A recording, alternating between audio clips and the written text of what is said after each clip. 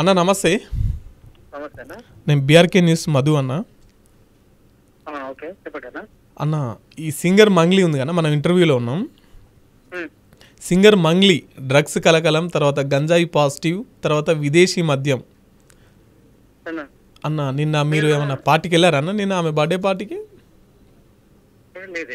లేదా అన్న? అంటే ఒక సింగర్ పార్టీలో ఇవి దొరకడాన్ని మీరు ఎట్లా చూస్తారు తోటి కళాకారులుగా? చూడలేదు ఇప్పుడు వరకు న్యూస్ అన్న. నేను వేరే మీటింగ్ లో ఉన్నా అన్న. చూడలే ఆ న్యూస్, నాకు తెలియదు అసలు అది. అయితే నిన్న త్రిపుర రెస్టారెంట్ చేవెళ్ళ దగ్గర ఉన్న ఒక రిసార్ట్లో సింగర్ మంగ్లీ బర్త్డే పార్టీ జరుపుకుంటే పోలీసులు రైడ్ చేసినారు. రైడ్ చేస్తే దాంట్లో విదేశీ మద్యం, తర్వాత అక్కడ డ్రగ్స్ పాజిటివ్, తర్వాత గంజాయి పాజిటివ్, 9 మందికి ఇవి పాజిటివ్స్ వచ్చినాయి. సో అంటే ఒక సింగర్కి ఈ డ్రగ్స్తో సంబంధాలు ఏంటి అని చెప్పి ఒక తీవ్ర స్థాయిలో కళాకారులకు ఒక విమర్శ వస్తుంది. అంటే మనం ఈ డ్రగ్స్ని సినిమా వాళ్ళకే ఎక్కువ చూస్తాం, సినిమా వాళ్ళు తీసుకోవడం ఇవి ఎక్కువ చూస్తాం. ఈ కల్చర్ కళాకారుల సింగర్స్ దగ్గరికి కూడా వచ్చిందా అనేది ప్రశ్న అన్న. ఇక అది ఏమో నాకు పూర్తి స్థాయిలో తెలియదు దాని గురించి. కాకపోతే ఏంటంటే అట్లా ఉండకపోవచ్చు మేబీ, ఎందుకంటే కళాకారులు డ్రగ్స్ తీసుకోవడం అనేది మేబీ జరగదు, అది లేదు.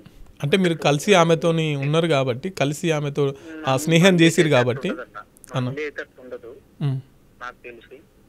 కానీ అక్కడ ఏదో జరిగి ఉంటుంది మిస్టేక్ మొత్తానికి. అంటే నిజంగా మంగ్లీకి ఈ డ్రగ్స్ వాళ్ళతో సంబంధాలు కావచ్చు, డ్రగ్స్ తీసుకునే వాళ్ళ సంబంధాలు కావచ్చు, డ్రగ్స్ తీసుకునే అన్న అట్లేం ఉండదు. చాలా కష్టపడి పైకి వచ్చింది అన్న. అంటే ఇప్పటి వరకు ఏమంటారు, పరువుగా ఉంది, కష్టపడి పైకి వచ్చింది, నమ్ముకున్నది. మంచి సింగర్ అన్న, మంచి వాయిస్ అన్న. కానీ అదేదో మిస్టేక్ జరిగి ఉంటది మొత్తానికి. మధ్య ఎవరో దాంట్లో వీళ్ళకి తెలిసిన వాళ్ళ తెలియని వాళ్ళ అందులో వచ్చిన వాళ్ళ ఎవరో మొత్తానికి అయితే అది ఆ మిస్టేక్ జరిగి ఉంటది తప్ప ఆమె డైరెక్ట్ గా తీసుకుపోయి డ్రగ్స్ తీసుకొని ఇచ్చేంత అయితే కాదు అన్న. ఎందుకంటే నాకు తెలిసి నేను అంటే కొంత జర్నీ చేసిన స్టార్టింగ్ లో, అవును, అట్లయితే ఉండదన్న. మీకు ఆహ్వానం రాలే అన్న నిన్న బర్త్డే పార్టీకి?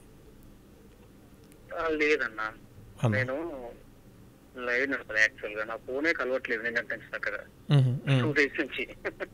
నేనే వేరే పనులలో ఉన్నా. ఓకే ఓకే, థ్యాంక్ యూ అన్న. ఓకే అన్న, థ్యాంక్ యూ.